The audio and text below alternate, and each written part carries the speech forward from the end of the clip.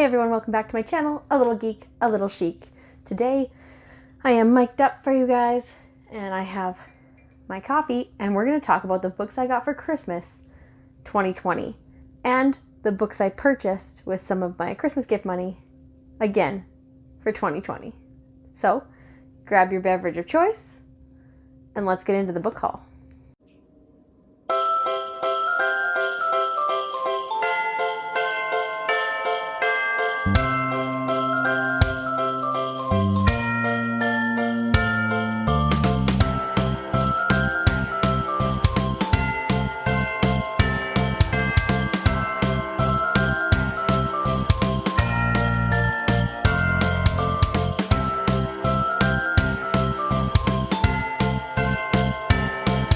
So for Christmas this year, I did ask for quite a few books from my friends and family, and I have them right here on the shelf beside me.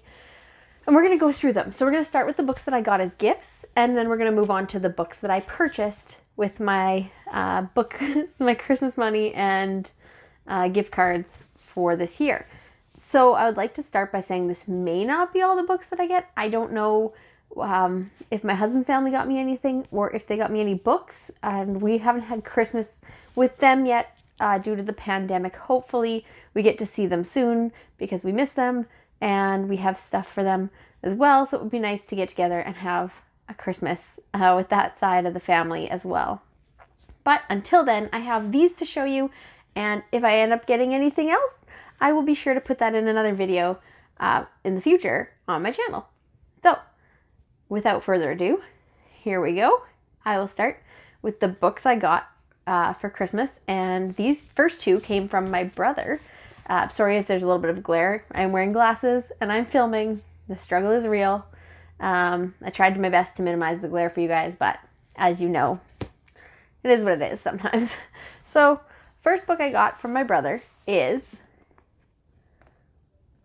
A Conjuring of Light by V.E. Schwab. This is the third book in the series. There is, I read the first two, or I read the first one, sorry. I'm on the second one, and it's basically about three different Londons, like a white, a black, and a red London. And what it is it's basically like Kel's, the main protagonist, can go between Londons, which is unheard of. It's very few people can do that, and he kind of does some non-allowed things when he's there. He picks up artifacts from one London, brings them back, sells them off at a profit to people in the alternate Londons who are interested in getting their hands on artifacts from the other Londons, which is kind of a no-no. So we followed that in the first book. It got kind of crazy, kind of greasy, and you don't really see a lot of the Black London. I think is the one that's pretty much destroyed by dark magic. And I think in the second book you might get to see a little more into that because of where it left off. There's another main character as well. Her character hasn't been as much developed yet. I love her character, but I feel like there's more to her that we haven't gotten yet. So I'm excited to see where her character goes in the second book. So I'm very happy to have gotten the third book. Another book that my brother got me is also a third in the series, and that's The Toll by Neil Shusterman. So I have the first two books. I have Scythe and Thunderhead. I have not started the series yet because I was told it is a good series and you're going to want to read them pretty quickly together. You're just going to want to go through them all and keep with the world. So I decided to hold off on it till I got the third one, and now I have it so I can read it.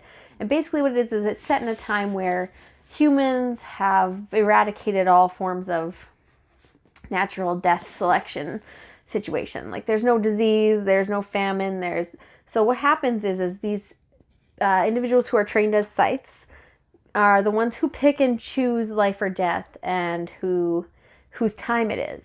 So we follow a couple people that are in training to be potentially the next scythe, and that's where this series starts off. So I'm excited to get into those.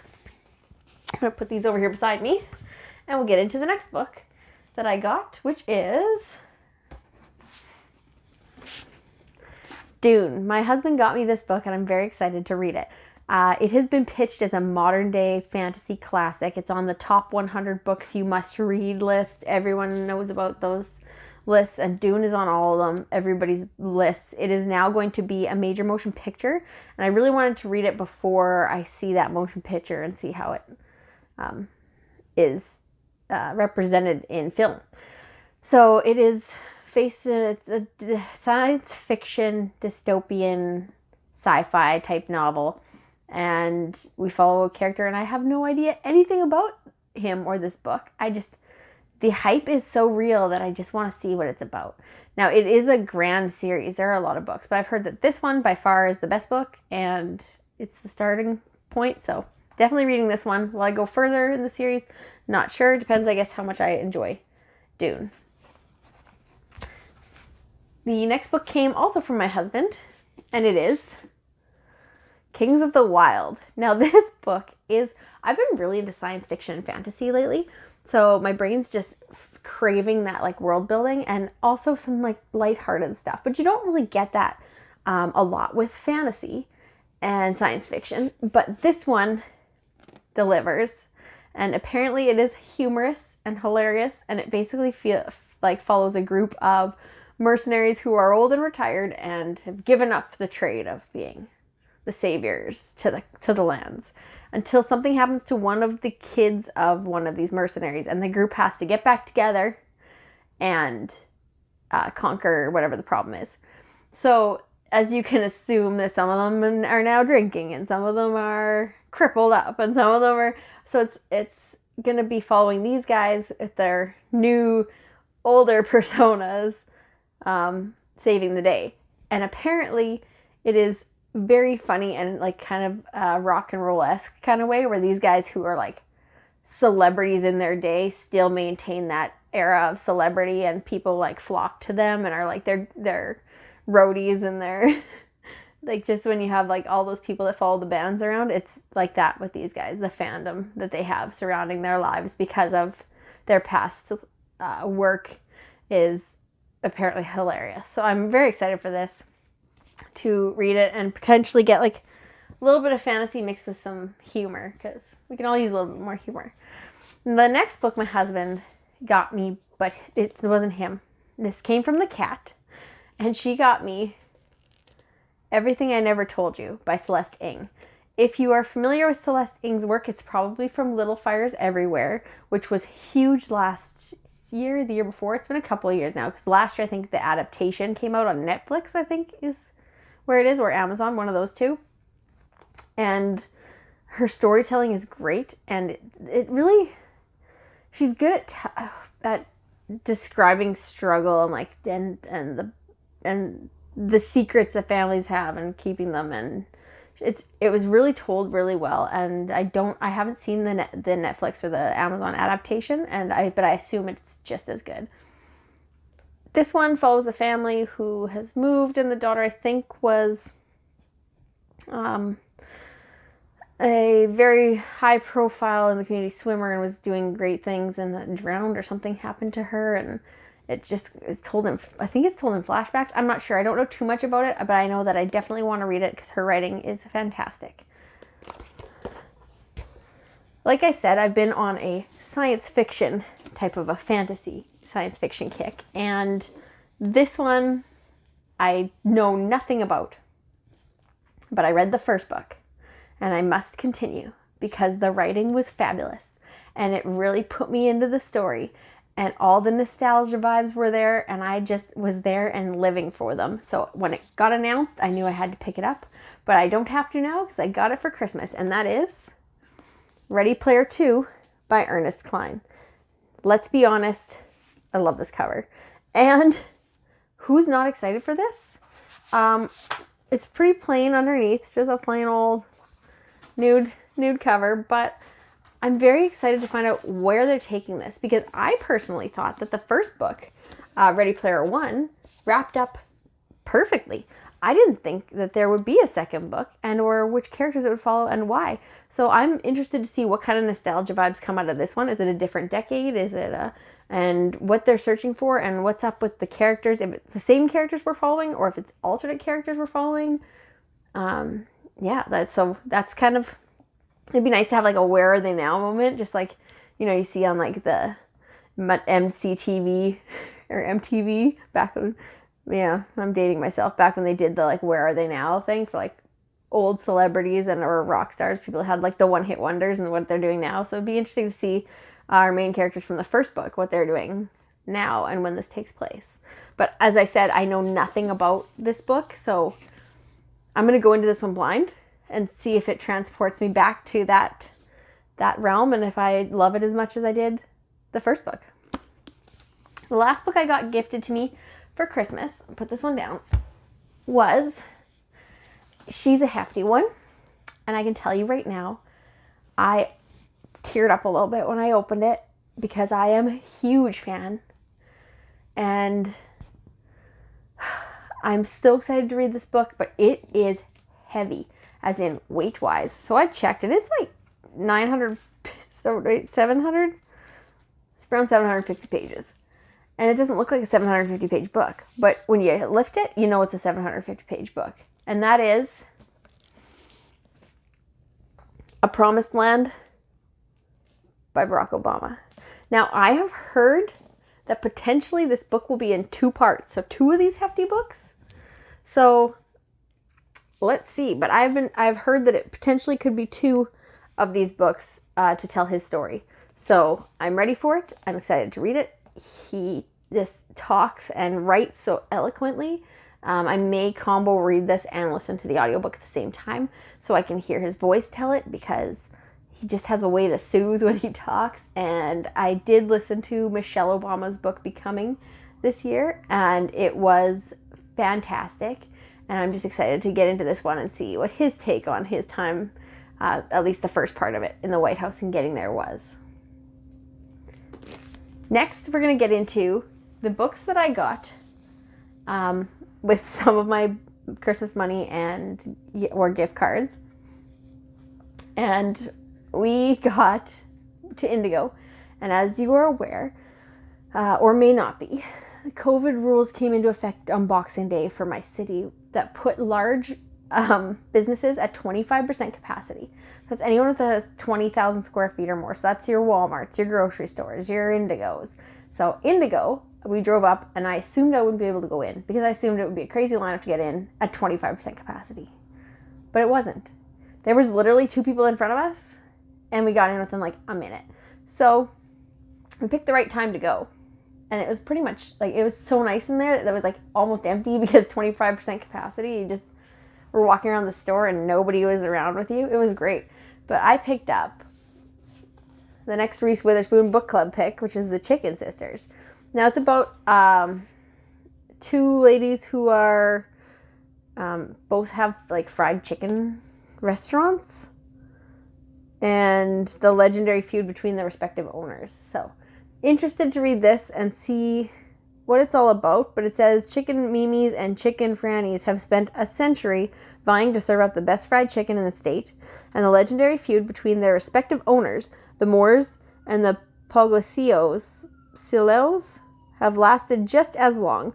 No one feels the impact more than 35-year-old widow Amanda Moore, who grew up working for her mom at Mimi's before scandalously marrying Frank Puglisilio and changing sides to work at Franny's.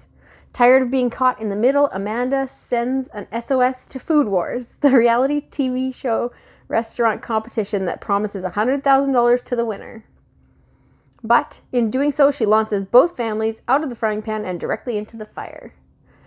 The last thing Brooklyn-based organizational guru May Moore, Amanda's sister, wants is to go home to Kansas, but when her career implodes, helping the fading Mimis look good on Food Wars becomes May's best chance to reclaim the limelight, even if doing so pits her against Amanda and Franny's. Yet, when family secrets become public knowledge, the sisters must choose. Will they fight with each other or for their heritage? Sounds good. Of course, Reese Witherspoon picked it. It's a book that totally was right up her alley. It's nice and light. I like this one. It's not as deep as some of the reads she's picked recently, so that's cool. Sometimes it's nice to have a lighter one. Another one I picked up that is a 3rd book in the series, and I've read the first 2, is Finale by Stephanie Garber. I read the first 2 books. It's about a traveling carnival which is the name of the first book, that is set on magic, and you basically become a part of this and try to find clues to win the prize at the end. I'm not going to say too much about it because spoilers, but it involves two sisters who, in the first novel, go to Caraval to escape their father and an impending marriage for one of the sisters. And the first sister, who has some alternate motives for going to this Caraval, which we find out about more and follow the second sister, Donatella, more in the second book, which I recently finished. So this is the third book and the final book in the series, finale, and I'm excited to dive into it.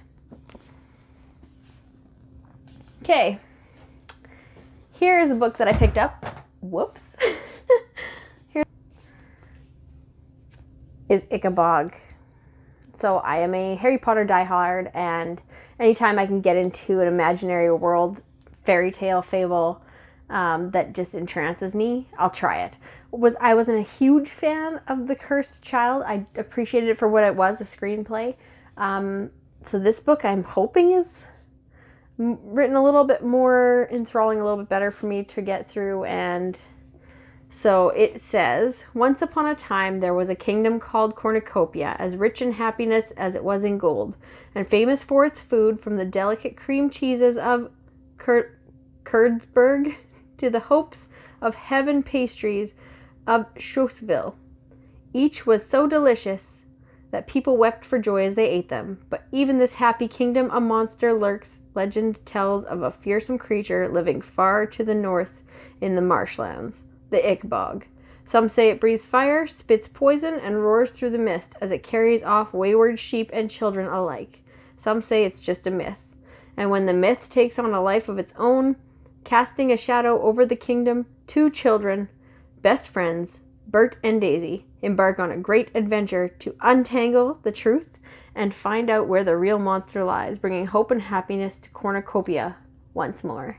So I'm very excited to read this. And like, the cover is just beautiful. And to have it on my Harry Potter shelf, because that's where I put her books. And like the front is just like grassy marshland. It's pretty awesome when it's uncovered. So 30% off at Indigo for hardcover books.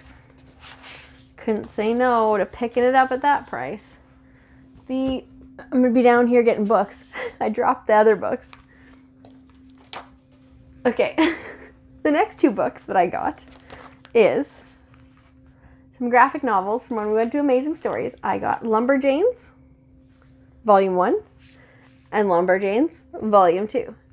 I've heard great things about this. It's about a camp and some camp counselors and all the mysteries and the fun and the craziness that ensues at them.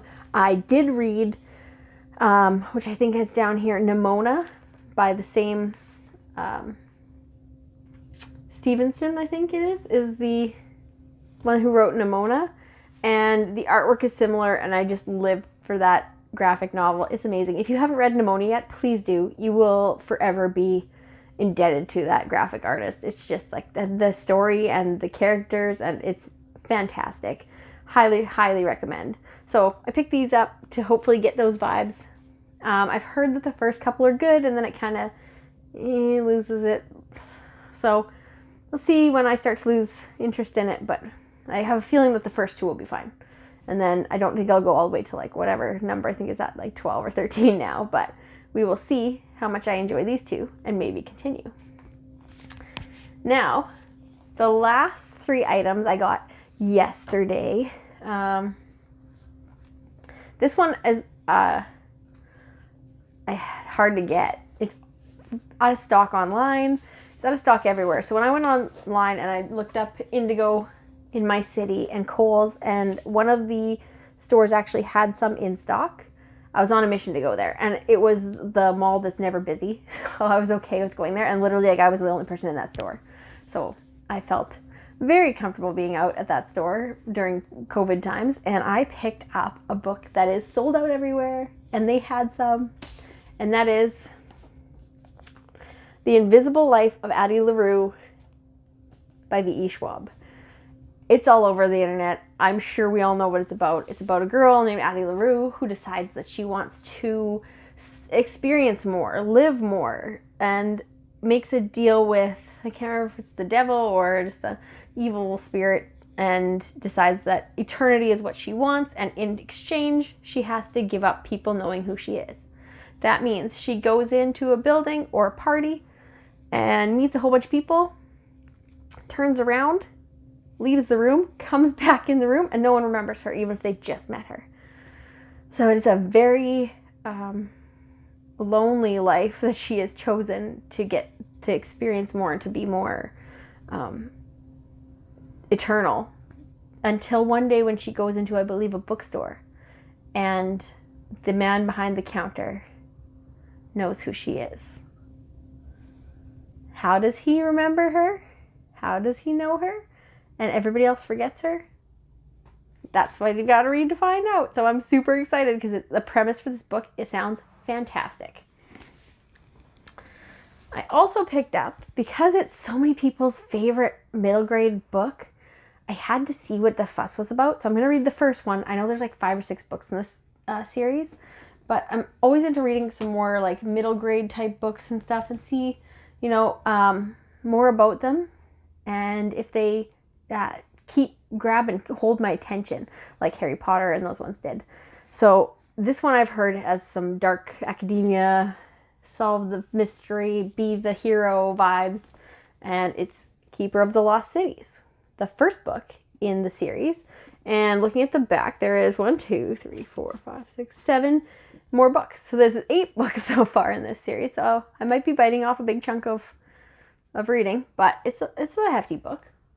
But I picked this one up to read it and give it a whirl and see how much I like it. I know Reagan on Purse Project really enjoyed it, so why not? And I read everything. I read adult, middle grade, YA, biography, fiction, nonfiction, kids books. I just read what I like, and if it's a good story. And some of these books are written so well, they just catch you by the heartstrings and tug on them. So I'm really excited to read this one. Also, can we have a moment to talk about how unfair the prices are? So this one cost me like $12.99 Canadian. Okay. The one I just showed, where is it here? Finale. Another big chunker. $16.50. Okay. All paperback. No problems there. Then we go, so this is like kids and YA. Okay. Then we go to adult fiction. $22 Canadian. So I'm paying $6 to $10 more than one of these 2 books for this little guy. It's like, if it's adult, you're going to pay like $10 more for the book, which is super unfair. But, you know, it is what it is. The last book I picked up yesterday, and this is going to make my friend Kim at Bookshelf Bunny very happy, is, drumroll please, this is going to take me a while to get through. The Way of Kings, Book 1, in the Stormlight Archive by Brandon Sanderson. It is a 1,000-page behemoth of a book, and it's going to take me a while to read this. But he's got 4 books. Apparently he is phenomenal. As you're aware, I tried to read Mistborn, but another book put me into like a reading slump, and I did not want to affect my feelings and experience with Mistborn. So I am starting Mistborn again in January and getting through it in January. So this is the next series of Brandon Sanderson's that apparently people really, really like and suggest you to read. Outside of Mistborn is the first for beginners to Brandon Sanderson, and then this one is next on the list. So I'm really looking forward to getting into this one. Also, probably won't be until closer to February, but Kim, if you're watching, I got it. It's on my list at your recommendation. So my brain is ready. I just have to get past my being scared of fantasy books. And the last thing I got isn't a book to read, but it is a journal. Now, this isn't in those other 2 sections. It is a separate thing that I got that it is Read Harder Book Journal